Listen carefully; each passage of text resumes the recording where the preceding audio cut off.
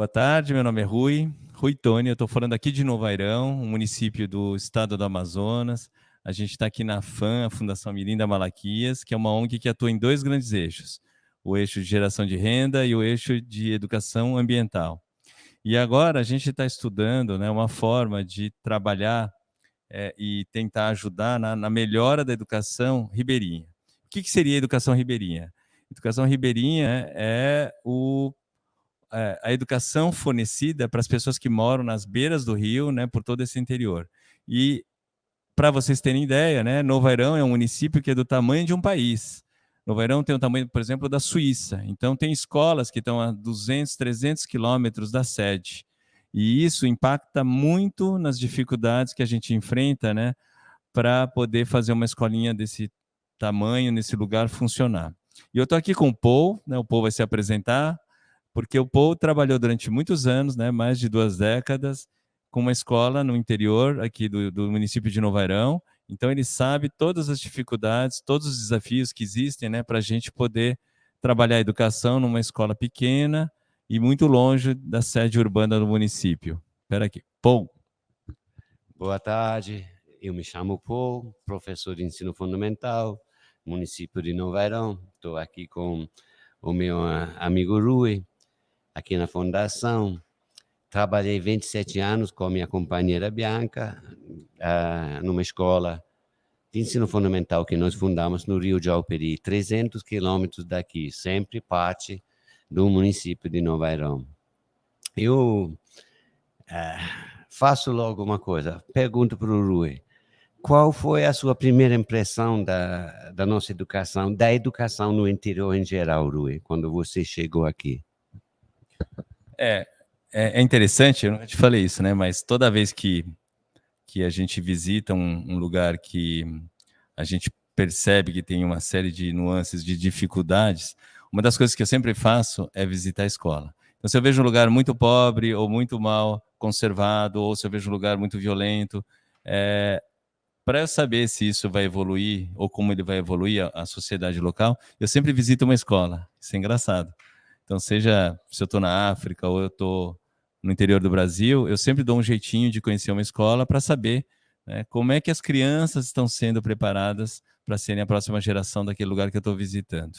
Mas é uma coisa particular, né? Não é uma coisa que todo mundo faz. Mas, dentro desse contexto, a gente sempre visitou as escolas aqui ribeirinhas do município de Novo Airão, e eu sempre achei muito interessante como as escolas têm um padrão muito diferente de uma comunidade para outra. Isso, em parte, porque elas são muito pequenas, então permite com que o professor que está lá residente, ele personaliza, né, a forma como a escola vai se comportar. E não foi diferente, né, com vocês. Na verdade, você e a Bianca fazem parte talvez da melhor experiência, talvez não, com certeza a melhor experiência que eu vi de uma escola do interior de qualquer município aqui no Amazonas. E é muito surpreendente, e é legal assim que todo mundo se surpreende, que pessoas que têm uma formação acadêmica muito forte, mas que se sujeitaram, né, a trabalhar dentro do contexto local, dentro das dificuldades local, dentro da característica local, ou seja, assimilando tudo que é local, né? Então, dentro de um cenário muito construtivista, ou seja, construindo junto com a comunidade todo, né, esse processo de transmissão de conhecimento, que na verdade também depois você acabou me ensinando um dia, que na verdade não é só o fornecimento de um conhecimento, mas uma troca de conhecimento, em que você ensinou muitas coisas que eles não sabiam, mas eles também ensinaram muito que você não sabia em relação à floresta, em relação à vida ribeirinha. E é muito interessante que todo esse processo, possivelmente, é o melhor processo de construção de uma linguagem educacional para a região. Foi isso que eu vi quando eu conheci a escola de vocês. Eu sabia que o Rui sempre teve um grande interesse na educação, então a pergunta foi já, esperava uma certa parte da resposta. Eu não me senti nunca sujeitado a nada lá, eu fiquei confortado, estimulado pela grande biodiversidade, a grande beleza da natureza, e trabalhar com crianças é sempre um prazer em qualquer situação. Então, para mim, foi um privilégio. Agora, as dificuldades existem. Como que eu disse, acaba que cada escola fica sendo diferente. Mas por quê? Porque são muito distantes. Cada escola resulta sendo o trabalho do professor, da professora, do empenho pessoal, porque o fornecimento da cidade é difícil, é esporádica. Então, muito depende da vontade da pessoa. Eu tive a sorte de me encontrar muita vontade nessa floresta, nessa água, nessa natureza. Então, para mim, foi facilitado do lado do empenho pessoal, e para a Bianca também. Frustrante, às vezes, a falta de preocupação, como são poucos votos, a educação do interior sempre foi um pouco sacrificado por isso, né?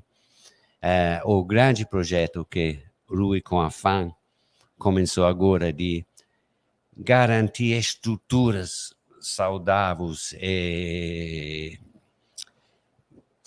atraentes para os professores e os alunos poderem trabalhar é o primeiro passo, porque devemos fazer um salto muito grande na qualidade do trabalho no interior, dada a importância do ambiente. Se vamos salvar esse ambiente, devemos ter pessoas residentes capazes de valorizar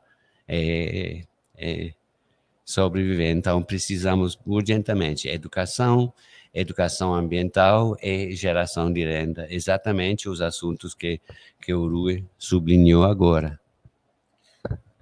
Mas para contextualizar, por exemplo, se a gente fosse explicar para alguém que nunca visitou a Amazônia, né, como é que a gente contextualizaria, explicaria para eles qual a dificuldade de ter uma escola pequena numa região como a Amazônica e como é que seria possível fazer essa transformação da escola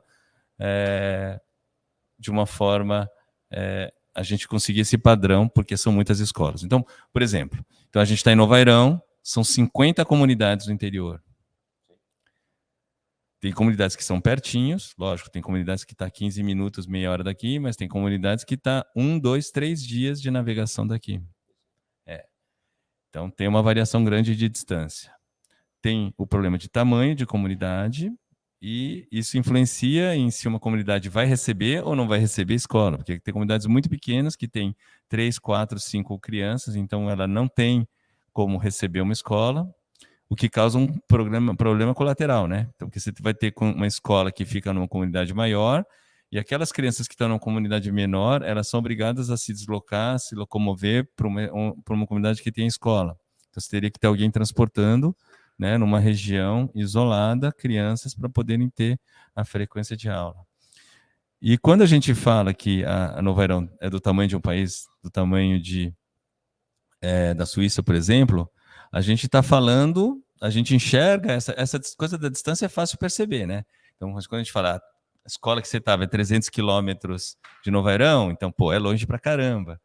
Mas as pessoas não sabem que não tem estrada, não tem avião, não tem trem, não tem nada organizado. Você tem que vir de barco. Quanto tempo demorava de barco para você chegar aqui na cidade? Por exemplo, você vinha pegar o salário de professor e vinha fazer as compras do que você precisava no mês.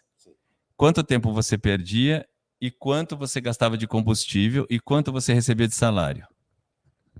O Rui tem razão, não valia a pena, né? O salário ia se gastando na viagem de ida e de volta, então não era suficiente. Mas para as pessoas terem ideia, então quanto é o salário de um professor hoje municipal? Hoje, o meu salário, depois de muitos anos de serviço, concursado, totalmente formado, é R$2.000. Mas é de 20 horas, né? Então, eu não reclamo, mas os salários do interior são ainda mais baixos, porque muitas vezes são professores contratados, não ainda formados. Então, a prefeitura tem esse direito de fazer contrato com pessoas não formadas, e muitas vezes são esses os nossos professores do interior. Então, mas aí você completa a informação. O salário, R$2.000. Quanto tempo demorava para vir da escola até a cidade? Sim. E quanto isso implica, né, em combustível? Você tem o tempo que você demora para vir buscar o salário, o tempo que você gasta para poder se deslocar, né? E quanto que você gasta do salário para poder fazer esse deslocamento entre ida e volta para vir pegar o salário? Eu faço as contas. Em primeiro lugar, o Rui tem razão. Para vir buscar o salário, tinha que fechar a escola pelo menos por uma semana. Então, uma semana em cada 4, a maioria das escolas do interior fecharam, né? É já uma perda grande de tempo de ensino. A despesa, 150, 160 litros de combustível de diesel ida e volta. Hoje vocês podem fazer a conta quanto eu. Comida na cidade, comida na viagem, o óleo, não valia a pena, claramente. Hoje, ainda, com o aumento da gasolina, aumento do diesel, nós temos aposentados, temos pessoas, é uma realidade, vale a pena vir uma vez cada 4, 5, 6 meses. Senão, você acaba o seu dinheiro na viagem e não tem como comprar ou abastecer nada, né? O Rui, como também operador de turismo comunitário, é muito consciente dessas dificuldades também, né? Mas, então, resumidamente, então é isso. A gente tem uma situação em que o professor fica isolado, em que ele ganha um salário que ele é comido, né? Se ele tiver que se deslocar, praticamente ele gasta todo o salário dele só para vir poder receber o salário. E, além de tudo, a escola fica fechada por esse período. E quando a gente chega nas escolas, né? Porque esses professores dificilmente são professores moradores da comunidade, eles são deslocados da cidade, são contratados, e eles chegam na comunidade e não têm onde morar. Acabam indo morar, né, invariavelmente dentro da sala de aula. Então, você tem uma situação de um professor que ganha, e o que ganha ele gasta no combustível para ir para a cidade, e onde ele mora é a sala de aula, né? Então, esse é o cenário meio que padrão das escolas do interior, e é lógico que isso inviabiliza, né, você exigir muito mais do professor, né, exigir que o professor tenha uma formação melhor ou que se dedique de forma integral, né, a desenvolver os alunos da comunidade. E é por isso que, assim, esse projeto que você citou da fundação aqui, que é o projeto de construção de escolas, de infraestrutura para as escolas e infraestrutura para os professores, que seria basicamente a moradia, né? Ele faz parte dentro de um contexto de você dar condições para que esses professores que ficam longe, né, possam receber condições melhores de poder viver no local, poder se fixar no local de uma forma mais digna, né?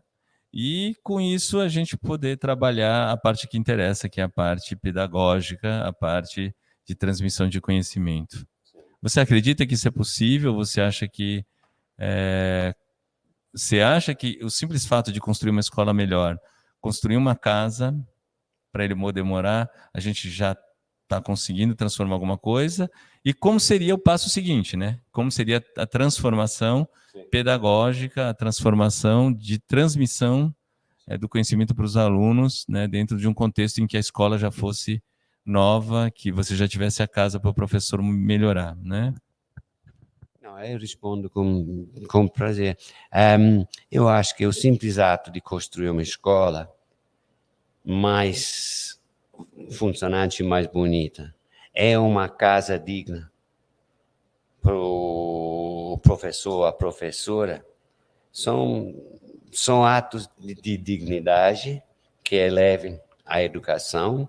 O próximo passo é que nós temos que encontrar 50 professores apaixonados do meio ambiente para essa realidade, mas já fornecer as condições nas quais podemos procurar, porque, por enquanto, é muito, como que o Rui estava dizendo, é muito pedir para um professor ir nessas condições, tentar trabalhar com essas dificuldades. Se já podemos facilitar com uma escola bem desenhada, uma casa de moradia do profissional que vai trabalhar, é um passo muito, muito importante. E de lá, para o nosso ambiente aqui, nós temos que ir atrás de 50 educadores apaixonados pelo ambiente.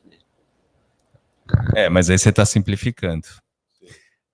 É isso. Então, nisso a gente diverge. Eu acho que a gente não vai encontrar 50 pessoas prontas. Por isso que eu falo assim, como é que a gente trabalharia para criar esse contexto? Porque eu, pessoalmente, acho difícil você ter 50 educadores preparados para viver isolados em comunidades, né, que tenham características de atender. Porque o professor que está lá isolado, né, ele não é um professor só de português, só de matemática. É um professor, ele é multitarefa, ele tem que dar todas as matérias de vários anos. Então, às vezes, você está, né, para o pessoal entender, assim, as pessoas que estão como professor nessas comunidades, elas têm que ter muitas características que não são necessárias para ser um educador aqui da cidade. Ele tem que conviver com crianças de várias idades na mesma sala de aula, que estão em séries diferentes, e ele tem que fornecer, né, lecionar várias matérias. Dentro disso, a característica de um professor que fica numa comunidade, ele tem que ser quase um super-herói, né? Não, concordo claramente que eu e a Bianca na Escola Viva Amazônia, dando aula até o 9º ano, 2 professores. É claro, eu era professor de inglês, de matemática, de ciência, de geografia. A Bianca o restante. Então, sim, pedir muito do professor. De novo, tem que ter um amor pelo ambiente para ficar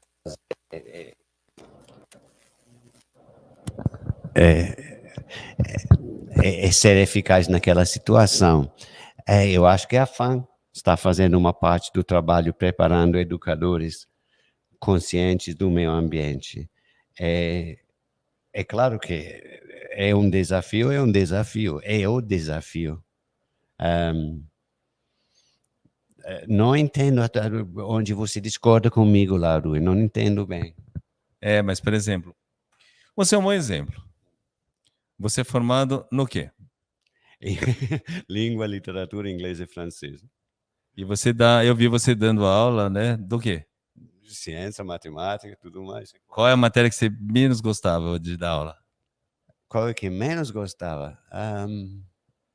Não, tem um que eu achava engraçado você dando aula quando eu via claramente aquilo lá. Você até falava para mim que era.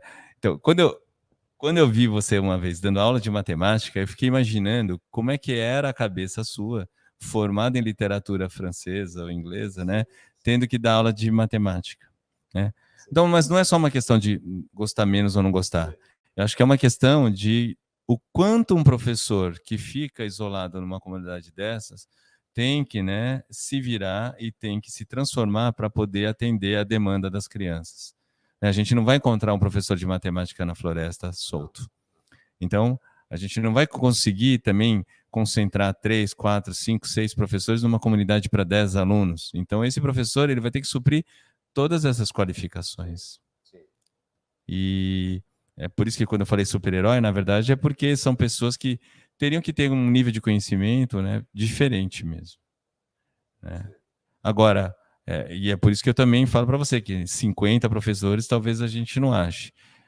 Mas é por isso que, assim, dentro do planejamento da implantação das escolas, né, a gente pensa muito em fazer esse trabalho que a gente já realmente faz aqui na Fundação, que no sentido de aprimorar, dar certas qualificações, né, que não são dadas de forma convencional, e que fazem com que essas pessoas deixem de ser simples professores para serem educadores. E isso exige, né, todos esses cursos que a gente tem implantado aqui na Fundação Com Sucesso, eles são exatamente isso, né? Uma metodologia que a gente, né, desenvolveu para tentar transformar pessoas que têm aquela formação mais rígida, mais formal, né, para ser um professor, para deixarem de ser só professores para também serem, né, algo mais para as crianças, né? Porque você tem que motivar de uma forma diferente, você tem que lecionar assuntos diferentes, né, para o qual você não foi devidamente treinado. Então, a gente tem que ter, né, essa abertura para fazer com que as pessoas sejam diferentes. Sim. E isso talvez não vai acontecer de forma natural. Então, a gente sabe muito bem que, então, além do processo de implantação das escolas físicas, né, essa é a parte física. Realmente, construir uma escola e ter uma casa para morar vai motivar, lógico, pessoas mais interessantes de aparecerem, vai motivar pessoas que estavam desmotivadas para trabalhar em comunidades e se sentirem mais motivadas, mas é óbvio que todo esse contexto, né, de a gente implantar cursos, implantar essa ajuda, né, seria como se fosse uma ajuda, esse apoio, né, para essas pessoas que vão ficar isoladas, elas se sentirem menos isoladas, mais apoiadas e ao mesmo tempo elas vão estar sendo treinadas e qualificadas, né, para exercer esse rol todo de características, né, que um professor de uma escolinha de comunidade precisa, né? É lógico que, assim, quando a gente se depara com gente como você ou a Bianca, que tem uma formação de graduação na Europa, já são pessoas que realmente tiveram, né, algumas qualificações que são diferenciais, são diferentes, né, para poder trabalhar numa escola dessas. Mas boa parte dos professores que se candidatam a trabalhar nas comunidades aqui, eles sequer são graduados, né? A gente sabe disso. Mas também, ao mesmo tempo, é a mão de obra que hoje a gente tem aqui, né, disponível para poder trabalhar nas escolas do interior.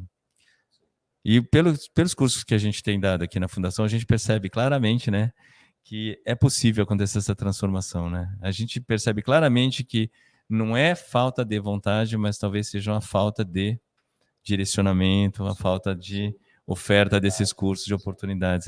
Assim, é muito interessante. E é nisso que a gente está se baseando, de que a transformação, ela não vai acontecer pelo caminho que você me falou agora, né? De aparecer 50 candidatos bons. Não, é assim, a gente quer que seja, mas a gente quer também trabalhar junto com eles para eles melhorarem, né? Acho que é isso, essa é uma diferença. Eles vão chegar num processo de transformação. Bom, é o que eu penso, não sei como você pensa. Não, mas eu concordo totalmente. Eu penso que, por exemplo, é mais uma questão de vontade e de preparação, com certeza, que não de qualificação acadêmica formal, porque eu já conheci professores naturais, professoras naturais que conseguiram alfabetizar lá onde professores formados não conseguiram. Então, eu entendo isso. O que é o mais importante?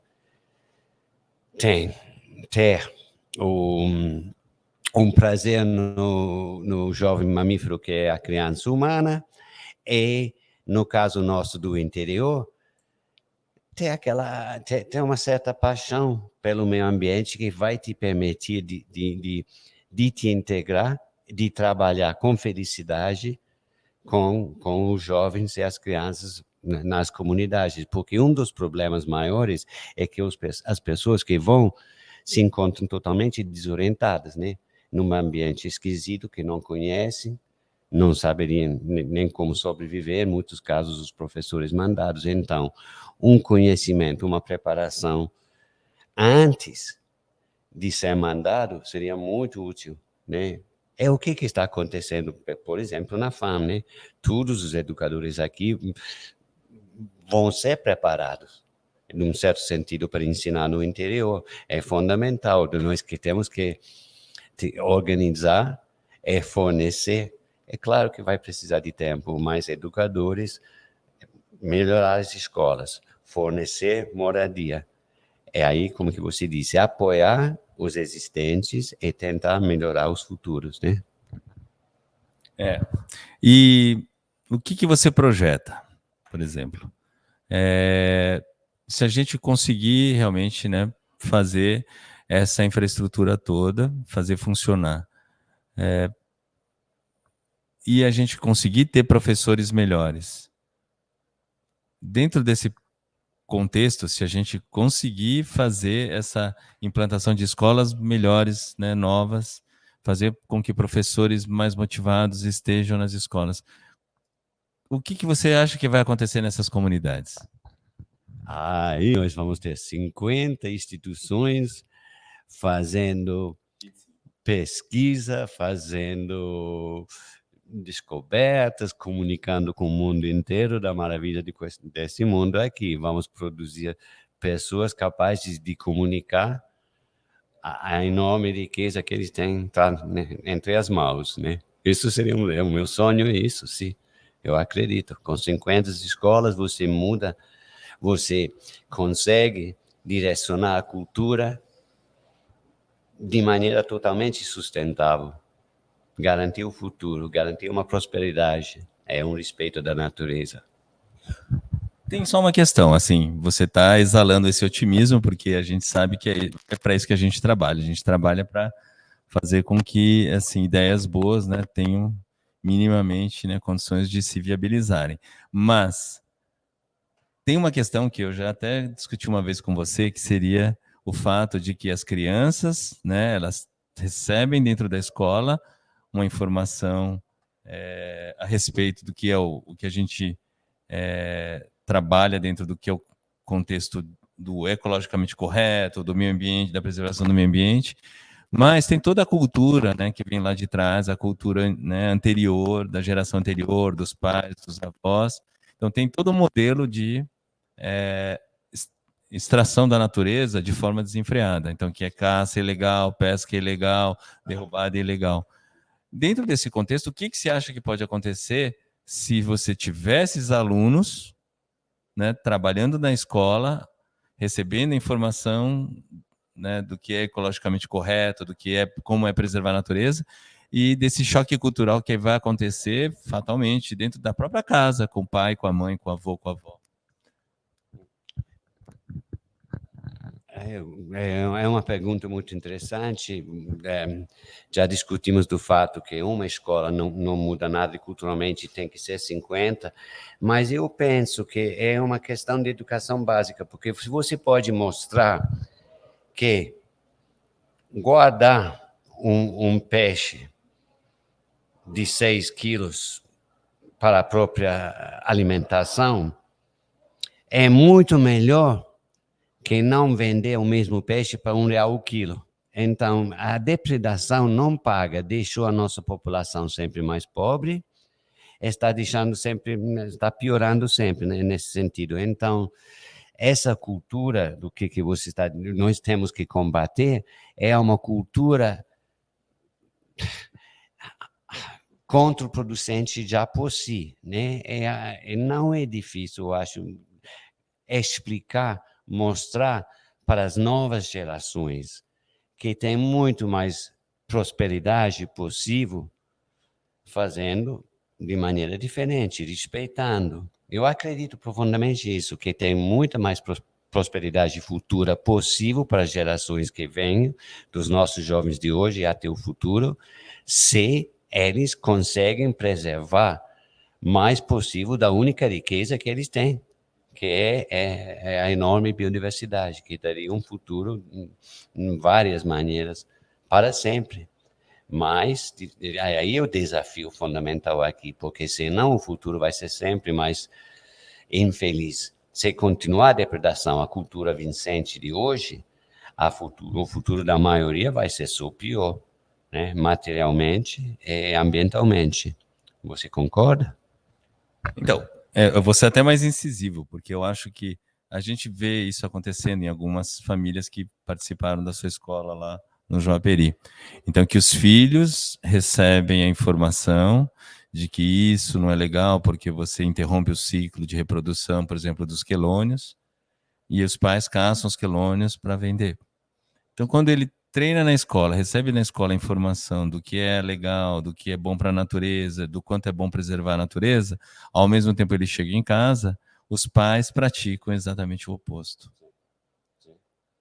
Então você é otimista e acha que dos 49 professores. Sim, mas então você acha que então os filhos sendo treinados nessas escolas e sendo mais escolas, você vai ter mais chance disso ser bem sucedido, essa transformação como um todo.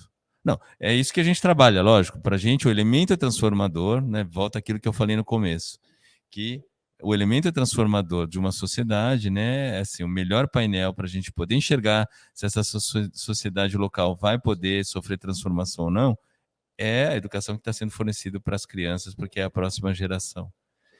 E se a gente, então, conseguir interceder nessa nova geração e conseguir fazer um processo de novas ideias, pode ser que tenha chance realmente de ser bem sucedido.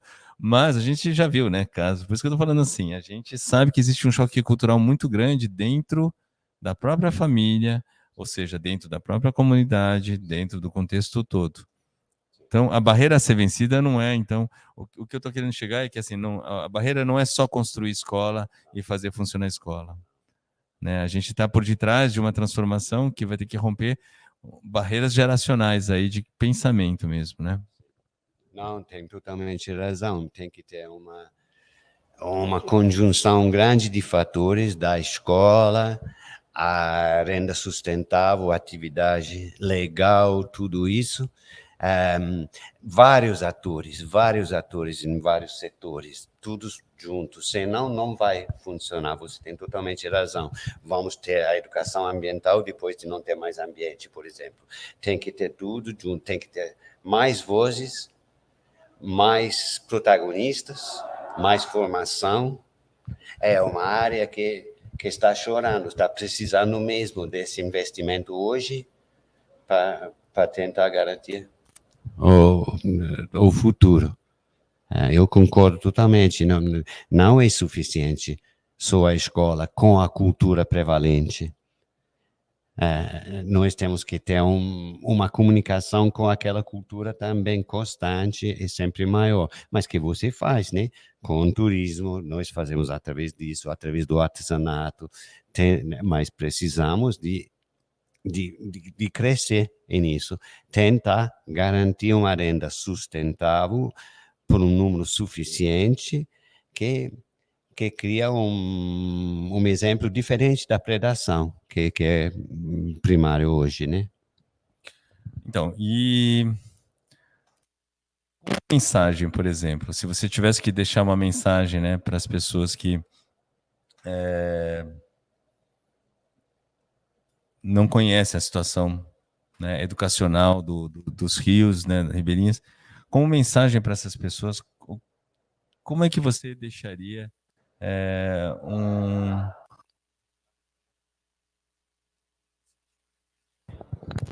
no sentido de que elas pudessem ajudar ou, né, interpretar o que seria possível fazer e que a gente poderia receber um apoio delas.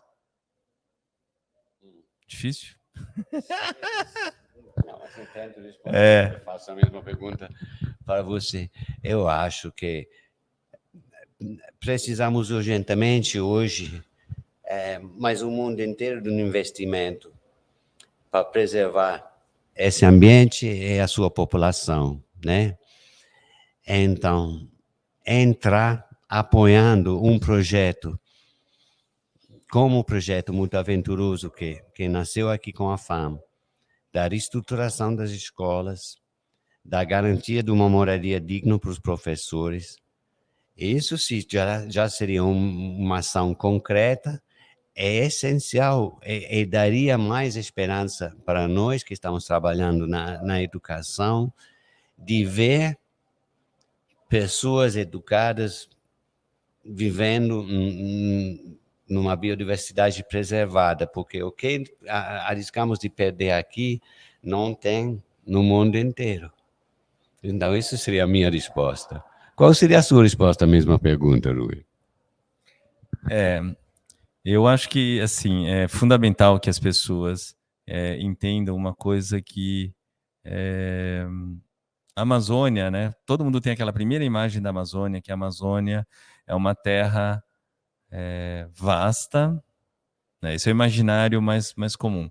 Uma terra vasta, de uma grande floresta, de grandes rios, né? Muitos animais, no imaginário é muitos animais, né?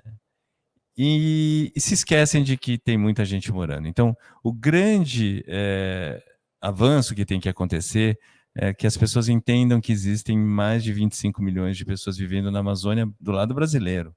Então, a gente tem um desafio enorme, que é justamente como fazer com que essas pessoas, e são esses milhões de pessoas, né, possam ter renda suficiente para poder sobreviver, para impedir o impacto, né, da derrubada da floresta e, ao mesmo tempo, né, esse binômio tem que funcionar de tal forma que eles tenham renda, mas a floresta também, né, tenha continuidade e seja preservada. E hoje, né, o que a gente poderia trabalhar? Hoje a gente poderia trabalhar investindo na educação também. Né? Lógico que tem soluções urgentes, né? Por isso que você sempre propõe geração de renda imediata, tal. Mas a gente acredita muito, né, aqui na Fundação, que as sementes têm que ser plantadas e as sementes só podem ser plantadas nas escolas, com as crianças, com os jovens. Então, educação é uma forma básica e fundamental para a gente poder preservar a floresta. Então, acho que esse é o recado que eu daria para todo mundo, né, para quem está fora, tal, é o que puderem contribuir, ajudar, né, para viabilizar, né, os processos educacionais que estão inseridas dentro do contexto da grande floresta. Todas elas, né, se forem bem feitas, bem estruturadas, elas vão contribuir para a preservação da floresta de forma indireta. Exatamente, de forma indireta. Então, acho que esse é o grande recado que a gente deveria passar também. Tá bom? Concordo totalmente com o Rui. É através da educação que vamos garantir a sobrevivência da população e da biodiversidade única que temos aqui. É só através da educação.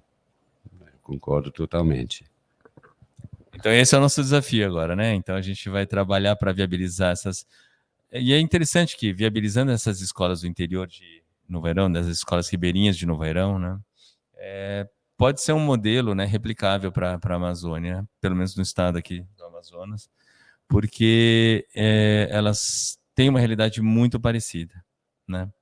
Elas têm essa questão da distância, a questão da remuneração, a questão da moradia, a questão do ensino. Então, existe todo um casamento de situações que fazem com que, se a gente conseguir emplacar, fazer com que esse projeto se viabilize, né, e seja bem sucedido, a gente tem como, né, fazer com que isso seja replicado em outras cidades. Acho que é isso que é importante também. Não é um modelo autônomo, não é um modelo específico, mas é um modelo que ele pode ser transferido para outras situações muito parecidas. Sim. É uma visão da escola como um berço de tudo que é positivo, como um berço da organização social, como um berço de projetos de preservação ativa, como no caso nosso, da nossa escola lá. A escola como movente social, né? Como coisa que sempre faltou, essa ideia da escola viva em cada lugar. Seria o jeito. Você poderia falar, então, só para encerrar aqui, falar o slogan que você falou, lembra? Era educação mais...